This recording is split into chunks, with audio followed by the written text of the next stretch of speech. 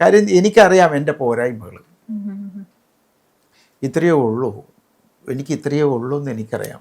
അപ്പോൾ അത് വെച്ചിട്ട് വീണ്ടും ശ്രമിക്കും. അതാണ് ചെയ്യുന്നത്. ഒരിക്കലേ എൻ്റെ ഒരു പാട്ട്, എനിക്ക് തട്ടം പിടിച്ച് വലിക്കില്ലേ എന്നുള്ള പാട്ടുണ്ടല്ലോ, എനിക്ക് സുജാതയാണ് പാടിയത്.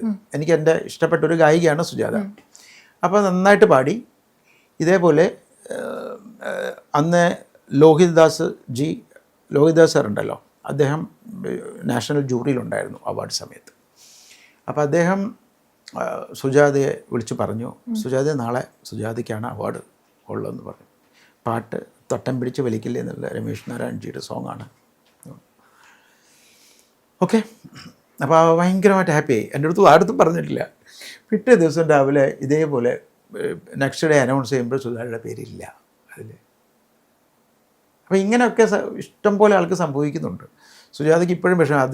സുജാതയ്ക്ക് ഒരു നാഷണൽ അവാർഡ് വേണ്ടതാണ്. ഇതുവരെ ഈ സോങ്ങിന് കിട്ടേണ്ടതായിരുന്നു ആക്ച്വലി.